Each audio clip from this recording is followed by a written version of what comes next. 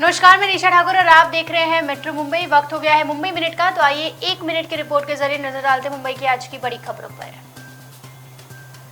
9 अप्रैल को होने वाली राज ठाकरे के जनसभा को अनुमति नहीं दी गई है। थाने पुलिस ने इस जनसभा पर रोक लगा दी है। हालांकि राज ठाकरे की जनसभा अब 12 अप्रैल को होगी। थाने पुलिस ने 12 अप्रैल को जनसभा का आयोजन करने की अनुमति दी है।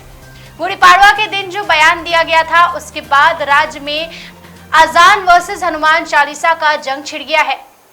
देखा जाए तो आज बाला नांदगांवकर सहित मनसे के कई नेता थाने पुलिस आयुक्त से उन्होंने मुलाकात की, जिसके बावजूद 9 अप्रैल को होने वाले कार्यक्रम को अनुमति नहीं दी गई।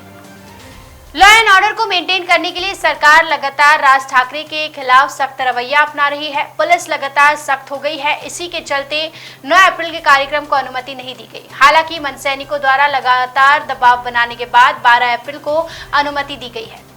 बाला नांदगांवकर ने साफ तौर पर यह कहा है कि अनुमति मिले ना मिले, सभा तो होकर ही रहेगी। दिग्गज गायिका अनुराधा पौडवाल अपनी निजी जिंदगी के कारण ही सुर्खियों में रही है, लेकिन इस बार उन्होंने देश में अजान और लाउडस्पीकर को लेकर कुछ ऐसे सवाल उठाए हैं कि वो चर्चा में आ गई है। कुछ साल पहले मशहूर सिंगर सोनू निगम ने भी इस मुद्दे पर अपनी बात रखी थी। इसके बाद वो इतने विवादों में आ गए थे कि उन्हें माफी तक मांगनी पड़ गई थी।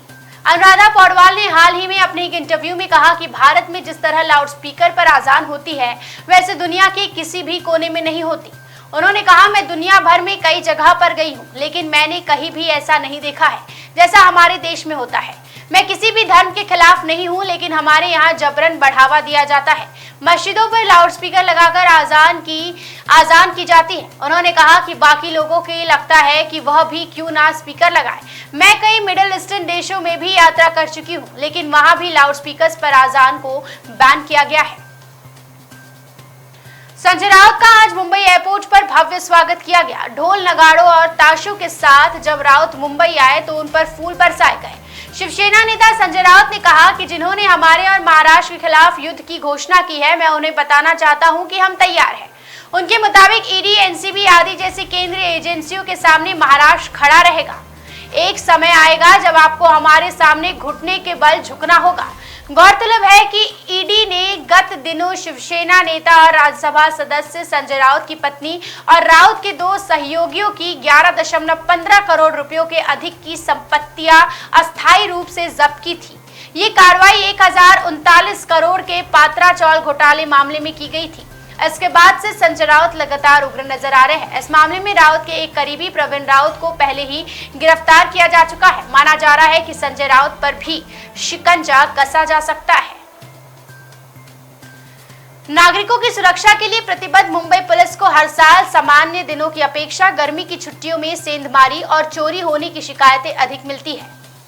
पुलिस का कहना है कि इन दिनों गर्मी की छुट्टियां होती है, अधिकतर लोग गांव चले जाते हैं। ऐसे में इनके खाली घरों में लोग चोरी करते हैं। इसकी शिकायत जब मुंबईकरों ने पुलिस आयुक्त संजय पांडे से की तो उन्होंने कहा कि लोग बेखौफ होकर गर्मी की छुट्टियां एंजॉय करें। मुंबई पुलिस उन घरों पर और सोसाइटियों में QR कोड चिपकाने की दिशा में काम कर रही है जहां रहने वाले लोग गर्मियों में अस्थायी रूप से घर खाली रखते हैं। डीसीपी मंजुनाथ सिंघन ने कहा कि अगर आप सिर्फ एक दिन के लिए बाहर जा रहे हैं तो कम से कम एक कमरे में रोशनी जरूर रखें। साथ ही यदि संभव हो तो अपने मोबाइल फोन पर लाइव मॉनिटरिंग के साथ एक कमरे के अंदर सीसीटीवी कैमरा भी लगा ले। प्रशासन ने रेजिडेंट वेलफेयर एसोसिएशन और स्थानीय समूहों से भी सक्रिय रहने का आग्रह किया है। बृहन्मुंबई महानगर पालिका ने बुधवार को शहर की दुकानों में लेकर एक आदेश नया जारी किया है। बीएमसी ने शहर की सभी दुकानों और व्यापारिक संगठनों, प्रतिष्ठानों देवनागरी लिपि में मराठी में बड़े बड़े अक्षरों में लिखे साइन बोर्ड लगाने का आदेश दे दिया है। साथ ही कहा कि दुकानों की नेम प्लेट का नाम पहले मराठी में होना चाहिए।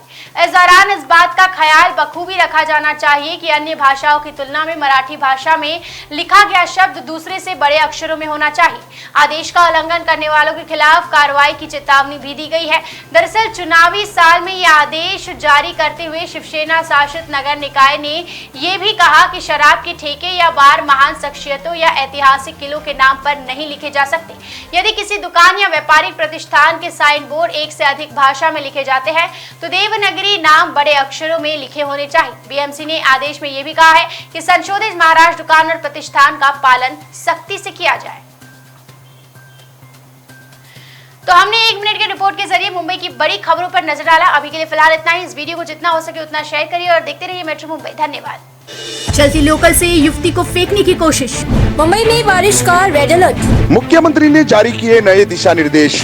शाहरुख खान की बेटी आर्यन खान गिरफ्तार। महाराष्ट्र सरकार का बड़ा फैसला।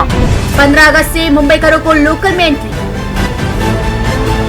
खबरों का शहंशाह मुंबई बोले तो मेट्रो मुंबई।